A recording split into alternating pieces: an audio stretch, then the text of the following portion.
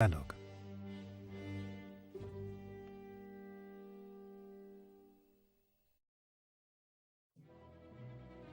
Freda again heading downstairs, into the depths.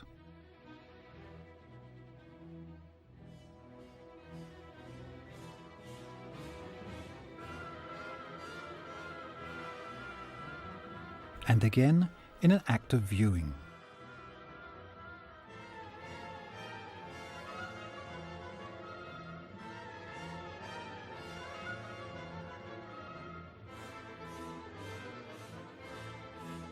Once again he is confronted with the spectacle of a machine. In the novel it is called the Paternoster machine, so let's keep it so.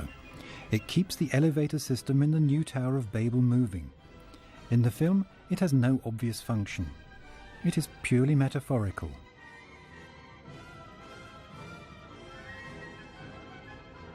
An allegorical machine, if you like.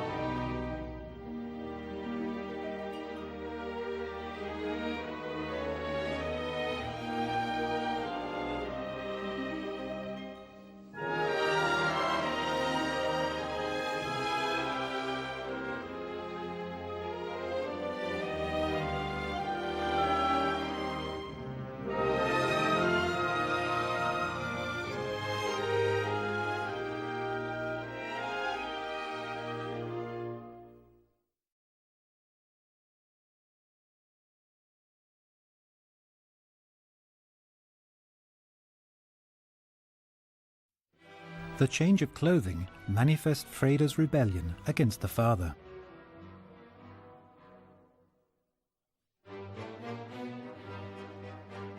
This is the beginning of the incarnation of the Son of Jehovah, his passion.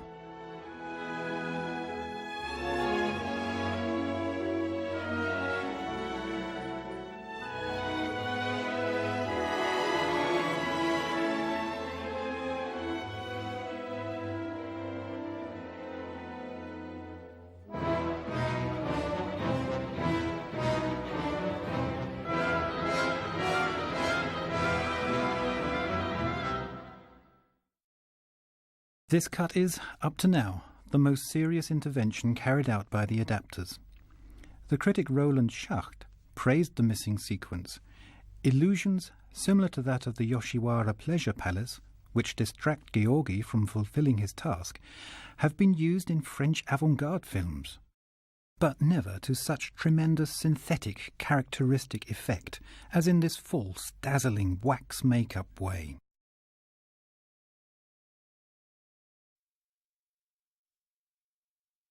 In ancient times, reads the novel, a magician from the Orient built the house in 7 days.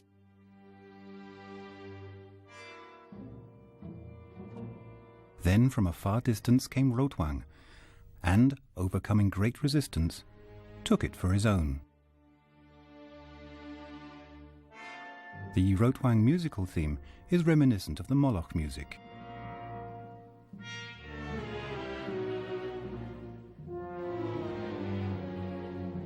Fredersen is the only person in Metropolis who respects Rotwang's genius.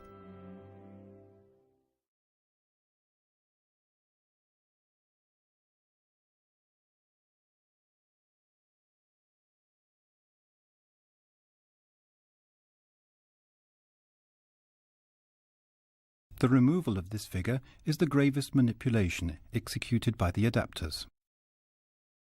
The Hel of the Nordic sagas was the ruler of the underworld, motherly goddess of death.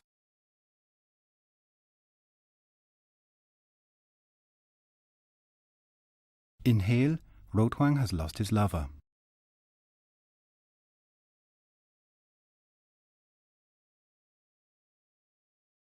Fredersen his wife, Freda his mother. The loss inspires each of them in their actions.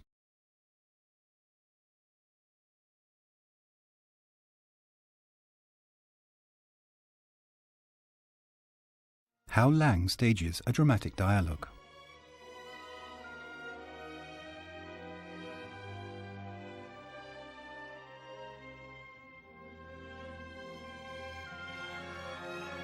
Fredersen in right profile.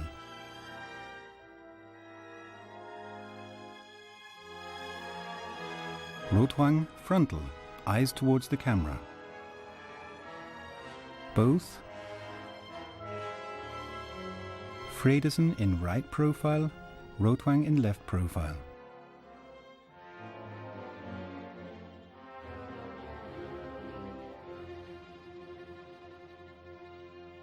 The audience alternating, at times addressee, at times distant observer.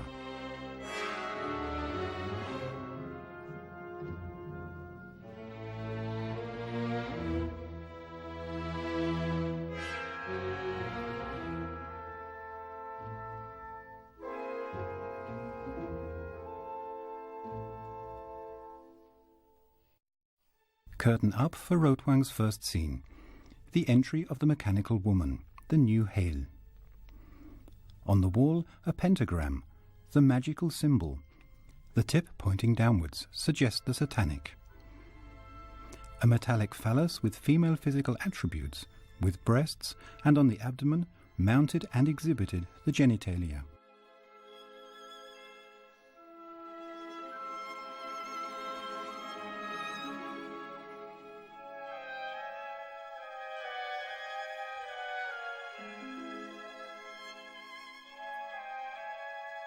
The music echoes the most important components of the mechanical woman theme.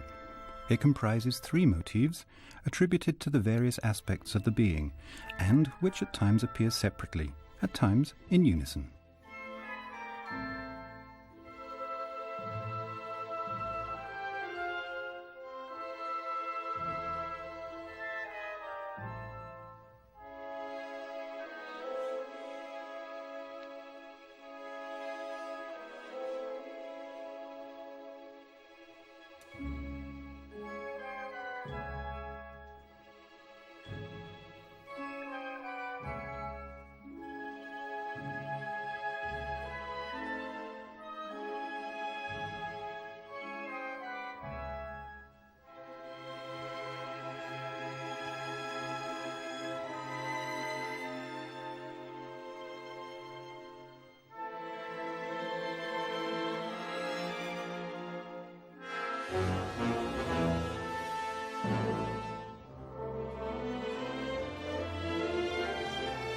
Rotwang's artificial limb is steel, steel from the steel of the creature to whom he sacrificed his hand.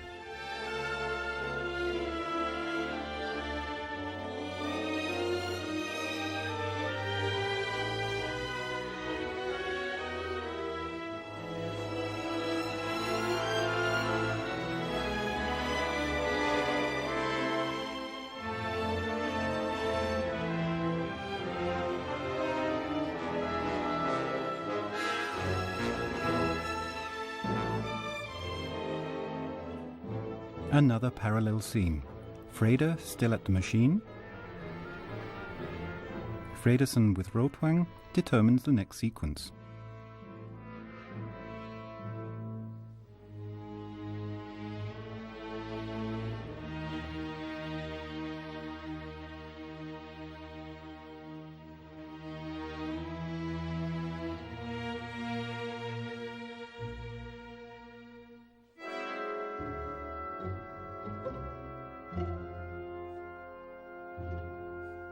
The plan. Fredersen's copy.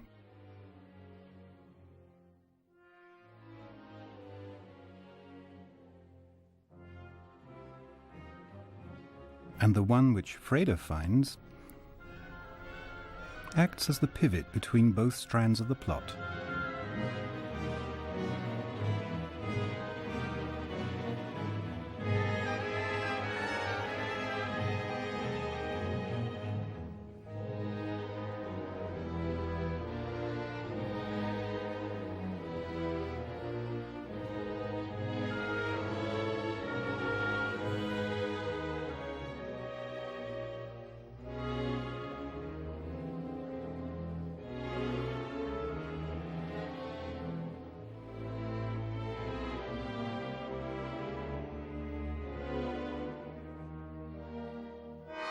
Rotwang's library, ancient tomes and a neon spiral lamp. Rotwang caught between Middle Ages and future.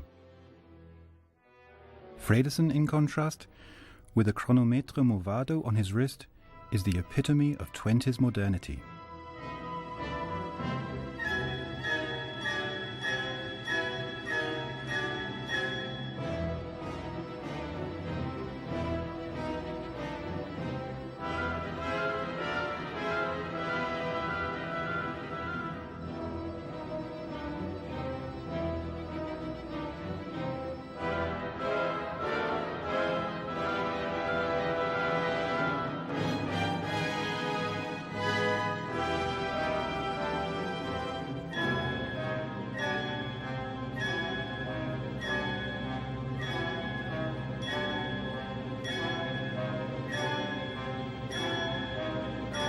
Freda's passion, the factory is his Golgotha, his cross the clock, the Father God's instrument of power.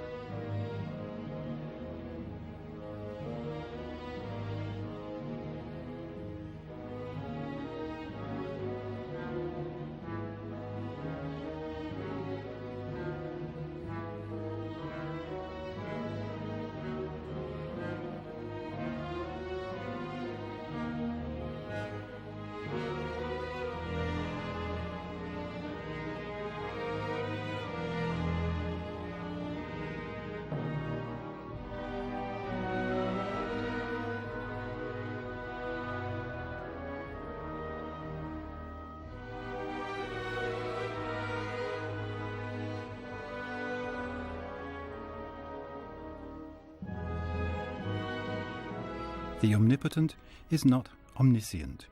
Lack of information is the motivation for Fredesen's departure.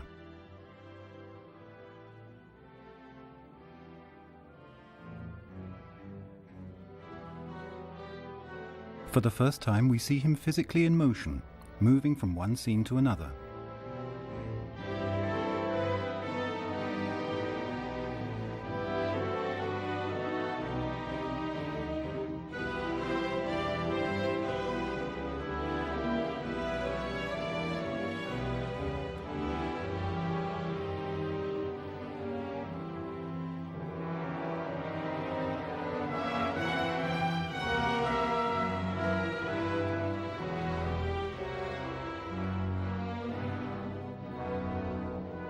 Fredesen and Rotwang descend from right to left. Left-right, the workers. Freda between them. Both groups heading towards the same scene.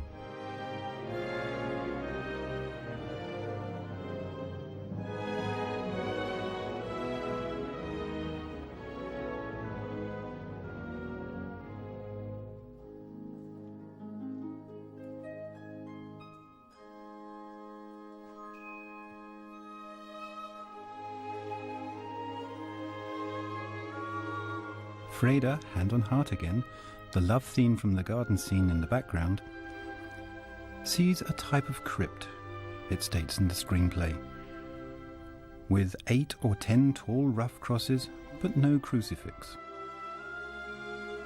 Countless niches in the walls, the bones and skulls of thousands of departed, barely visible in the shadows. A mixture of early Christian place of worship, Sienkiewicz's Quo Vadis had just been filmed with Emil Jannings, and pagan underworld is the place where Freda meets the Virgin, the Mother. Again, "Look at me, Virgin," his eyes prayed. It says in the novel, "Mother, look at me."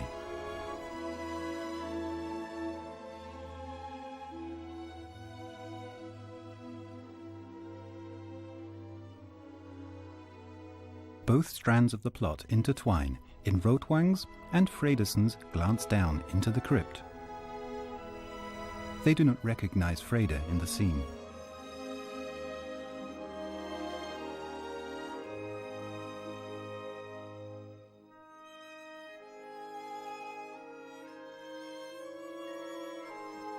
The preacher is reciting a screenplay.